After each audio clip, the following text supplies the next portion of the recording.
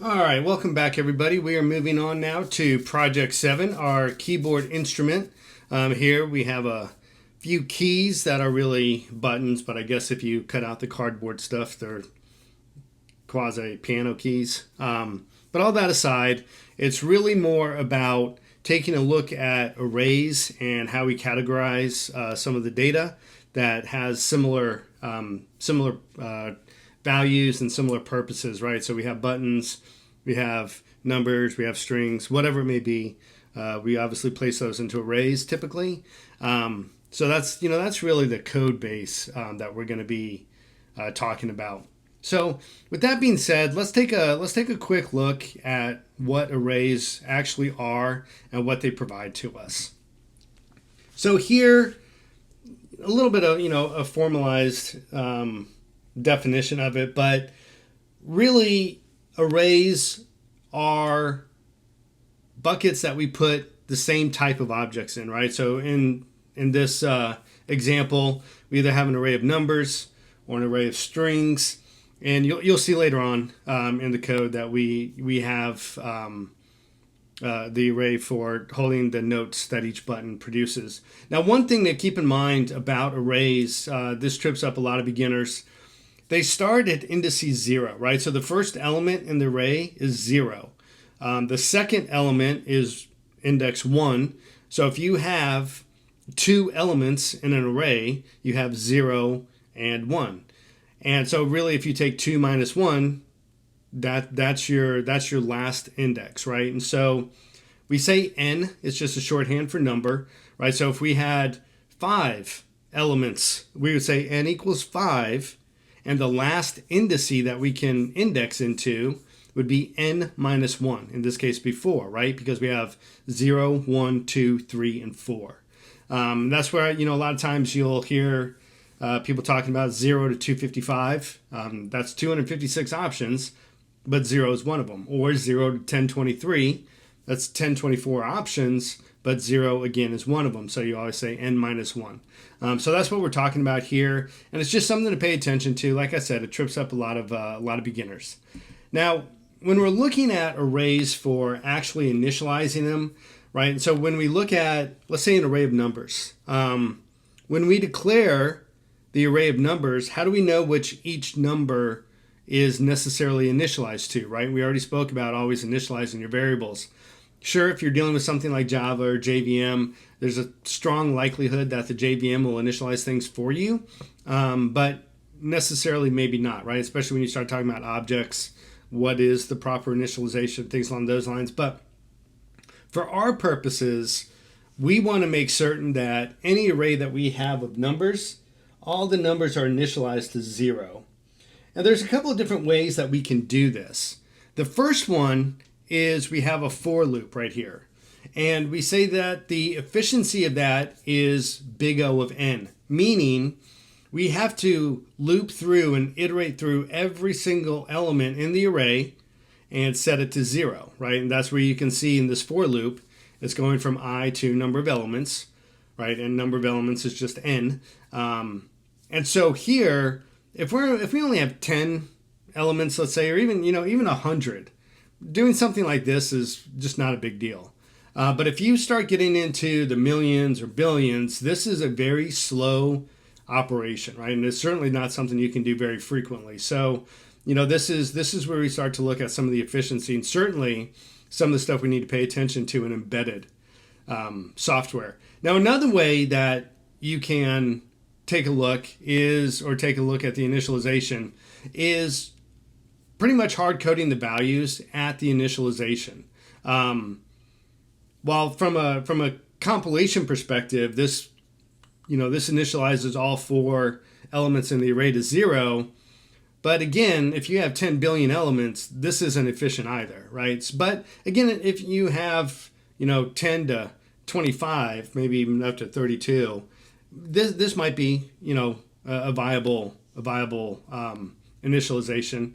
Now, the next way to take a look down at the bottom is the most efficient way to allocate an array as long as you have access to memory, right? So this isn't going to really pertain to Java because you don't have direct access to the memory per se because you're working with a JVM, but that aside.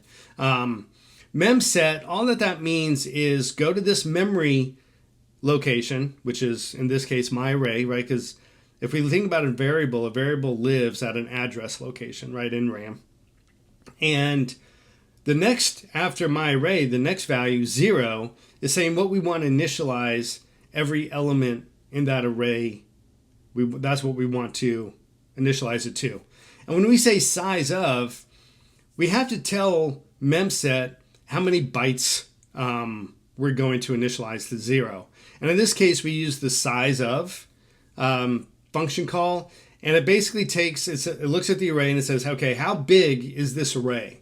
And that could be up to 10 billion.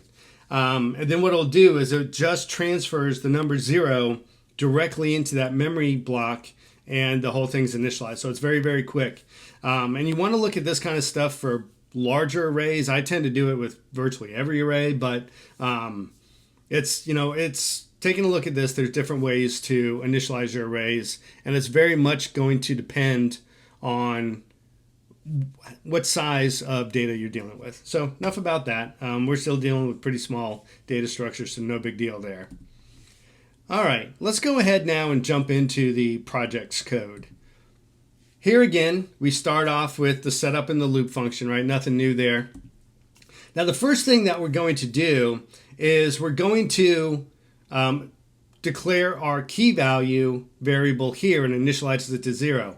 Again, in the book, they initialize it inside the loop. Like I've said before, I don't like that. So here we're just making it a little bit more efficient. And so next, what we want to take a look at is the number of buttons that we have. Now, the number of buttons on the board is 4. However, in the book, they have this button set to 6. So I'm going with it to not confuse anybody. And we'll talk more about that particular array later. But for now, they have number buttons. It's const number 6. Fine. Now what we're going to do is we're setting up the output pin, right? And our output pin is 8. And what we're using that for, if you remember, that's us actually writing out to the piezo for the sound. And then the next one is the input pin, which is our analog read. And this is what the buttons, when we press them, this is the tone that they provide, and then we just have to convert it when we run this code in the chip, and we output the values to pin 8. The baud rate 9600, pretty standard, right? That the serial value that we use for the baud for our prints, and then the max analog, right? We've spoken about this, and now you can see a little bit more about the 1023, right? There's 1024 options, 0 being one of them, so n-1. So that's the maximum we can get from our analog read, right? And so we'll use that later on. Now, the next thing that we're looking at, these are the frequencies of the notes, right? So the C note is at 262 hertz, D at 294, E at 330 hertz, and F at 349 hertz. And that's, again, here I put this into variables as opposed to just kind of having random hard-coded numbers throughout the code. I think it makes the code a little bit easier to read and understand later on. And so here we're looking at the number of buttons, right? And so we have this button thing. It says there's 6 of them, but this button array doesn't really get touched. So regardless, here you'll notice that we haven't initialized it yet, because technically we're not really using it anywhere, but we'll take a look at that in a second. So now what I want to do is actually declare the array that contains the notes. And here you can see that the notes the values in this array we're using the actual variable name, right? C, D, E, and F. I think it makes it a little bit cleaner to read here rather than just putting in, random 262, 294 in this array. I think it just makes it cleaner. So anyways, that's pretty much about it. And you can see that we chose to initialize this here like we did in the middle option previously, right? We only have 4 options, so it's pretty convenient just to write in the values. Now, taking a look at the setup, right? There's really not too terribly much here. We're going to go ahead and set up the baud rate, right? Again, for our print statements.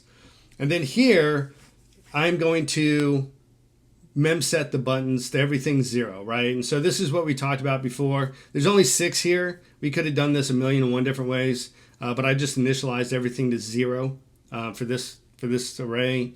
And then in the book, they have the first button set to 2. Again, they're not really using this array, so I'm not that worried about it. But I put it in here because I didn't want to confuse anybody and say why isn't this initialization to 2 set here? So it is. It's not used anywhere, but here it is. And that's pretty much about it. So with that, let's go ahead and jump into our loop function really quick. So here, the first thing that we're going to do is read in from our analog input, right? And this is just whichever key that we pressed is going to provide a value. And based off that analog value, we're going to take a look at that, and we're going to determine if it's the C note, the D note, the E note, whichever one, and we're going to write out that to our tone. And if you recall, our tone is a methodology to work with frequency, right? We make certain that we don't extend the values between 0 and 255, but the frequency can change, right? So this first one, if we get a max analog, and this is why the C key had no resistor, because we just want, if it's the maximum, which it will be if there's no resistance, we're going to hit the C note, right? And so the next thing that we're going to look at is we're going to look for values between 990 and 110 for our, if we get that, we're going to go ahead and just play the D note, right? And so you can see here that C is at index 0, D is at index 1. And these values, the 990 to 110 to 110, is just the analog from the button with the supplied resistance. And again, that's why the buttons are going to have resistors on them. You'll see that when we do the board walkthrough. So each button gives us a different value. In this case, the second button, based off the 220 resistor that we gave it, is going to give us a value between 990 and 110, and we want that one to play the D note. Same thing when we start looking at the E note, right? We put a different resistor on that one, and I think that was the 10K, or it might have been the 1 meg ohm resistor on that one. Yeah, that was the 10. I think that was the 10 kilo ohm resistor that we put on the E note. And so that's going to give us, as you can see, a very low value, or a medium value, right? 505 to 550, right about halfway what we would expect between 0 and 1023. And so in that case, we're going to go ahead and supply the E note. It's fine. And then finally, if we press the F key, right, and we want to write that out, the analog input that we're going to get for that one, I think which one did we use for that? I think we used a pretty high 1 mega ohm. So that's really going to put a lot of resistance on the amount of power coming out of that last button. And if that last button is pressed, we're going to sound off the F key. The only other thing here is we need to pay attention to having absolutely nothing come in on the pin at all, right? So we're not pressing any buttons. We don't want the sound to continue. So therefore, instead of tone, we're going to call the no tone. And that's pretty much about it, right? And that's why we use the resistors to get these values different. And then based off a given range, we play a note, right? C, D, E, or F, or nothing. If nothing comes in on the analog. Now, the one quick thing I want to do from this, the only thing you might notice from previously when we looked at the tone call in our last project, we had 3 variables. In this one, we only have 2, right? So let's take a look over here at the tone function really quick. So here, again, previously we had the third parameter, right? We had the output pin that we write to, the pitch that we want to provide, right? High pitch, low pitch, and the number of milliseconds that we wanted that pitch to last, right? We wanted it to sound for 20 milliseconds. Now, that was all fine and well and good. What we did previously, we wanted that, right? Because we're doing the theremin and we wanted that continuous sound. But now we only want it when the button is pressed. So we don't want an extended sound period. And so in this one, we're only using the two parameters. And here it's pretty straightforward. Basically, if there is no third parameter, for all intents and purposes, it just goes to 0 milliseconds, right? The only way that this is going to play or sound is if there's active voltage going into the pin that's calling the tone. That's pretty much about it, right? But anyways, I did want to bring that up because there's a little bit of difference from what we were doing with tone with the theremin versus what we're doing with tone now. But pretty straightforward. And with that, I think a lot of this will start to kind of make a little bit more sense as we move into the board walkthrough, which we're going to go ahead and take a look at now. And we will see you in that video. Take care, everybody.